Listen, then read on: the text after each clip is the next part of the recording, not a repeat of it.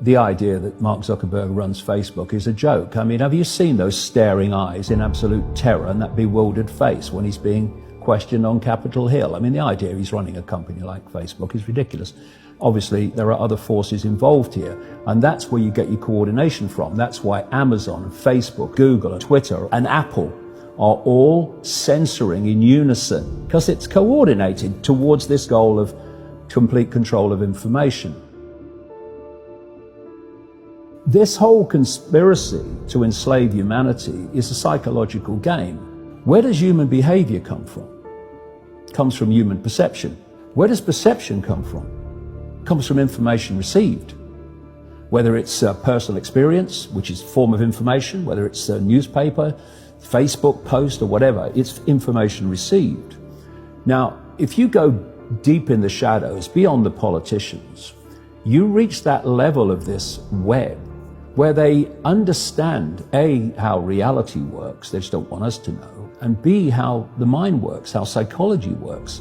And what we're looking at, because it's a few manipulating so many, the only way that you can achieve that is by controlling the perceptions of the many, and by dividing and ruling the many as well.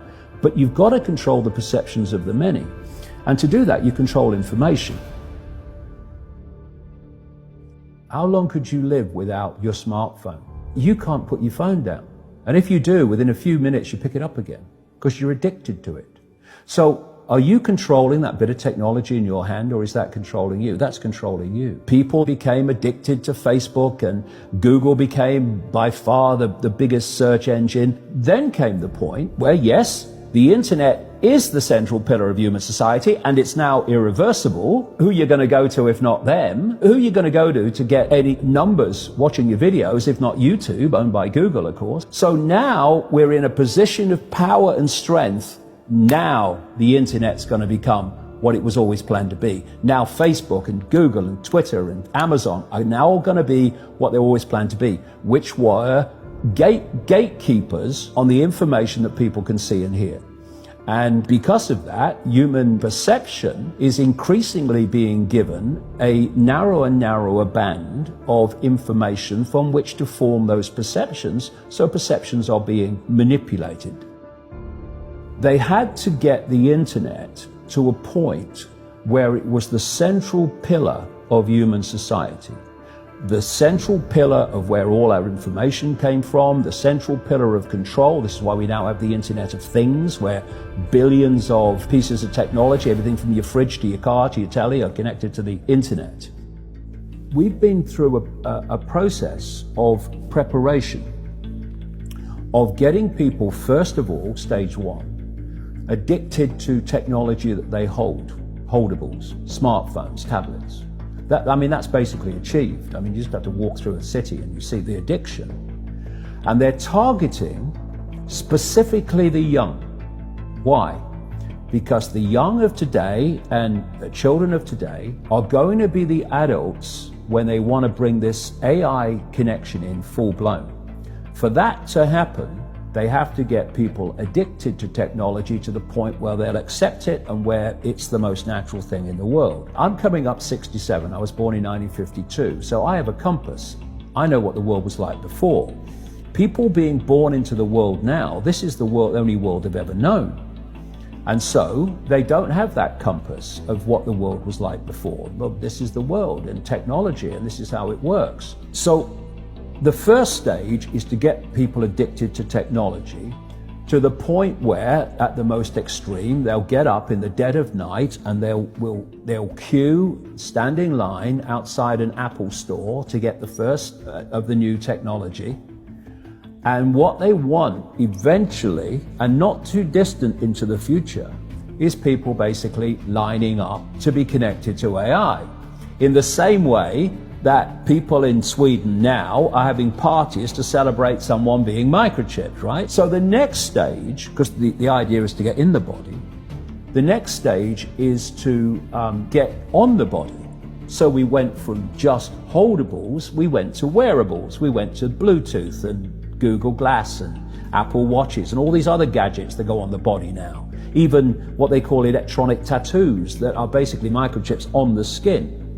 And the next stage is to go in the body, which is already starting in places like Sweden. And the idea is to take this on, and people like Ray Kurzweil, who is a Google executive, I mean, Google and Facebook are really at the cutting edge of this stuff. People think it's a social media operation only, or a search engine only. No. This whole Google group now, which is given the name Alphabet, are absolutely at the cutting edge of this whole AI technology. So is Amazon. Amazon got contracts worth hundreds of millions of dollars with the CIA and the Pentagon for cloud services and stuff. Yeah, they have massive data services. Massive, yeah. Consumers don't see. So the idea is to take this on, and what Kurzweil is saying, and he claims an 80% success rate in his predictions of incoming technology.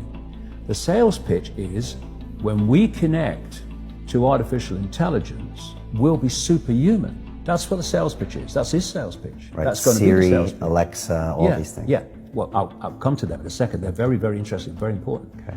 So what you've got is the idea that connect to AI and you'll become superhuman intelligent. No, you'll become subhuman intelligent. You'll become a vehicle for artificial intelligence. And whoever controls artificial intelligence will control the perceptions of every mind that it's connected to. These Alexas and these Echoes and these so-called office assistants or personal assistants, you start to interact with them as if they're human. And now they're bringing in internet-connected toys for kids, even little kids, and Barbie dolls they can actually have conversations with artificial intelligence.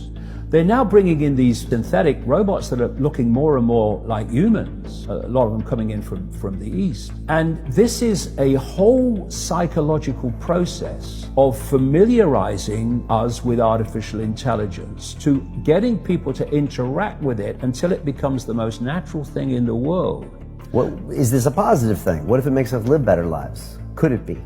Well, if you want to use artificial intelligence to make things happen in a more efficient way, well, there's an argument for that. But that's not an argument for connecting AI to the human brain and the human perceptual processes so that artificial intelligence becomes those processes. And I'm not just saying that.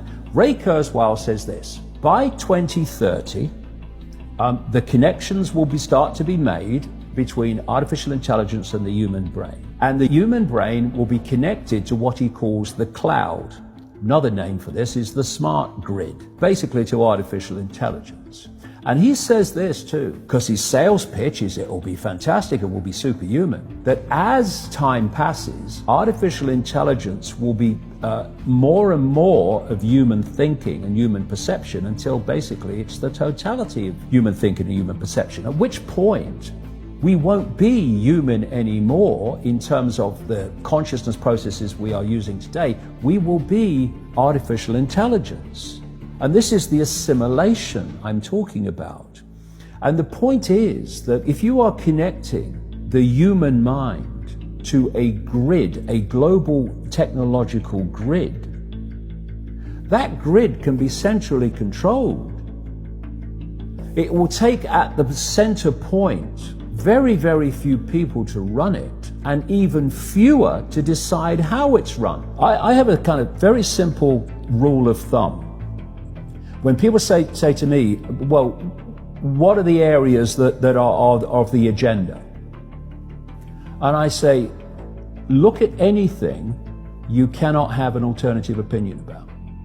Look at any subject where to say something different from the official narrative, you're going to get abuse, you're going to get called a Nazi, an ist of some kind, and you're basically going to get shut down.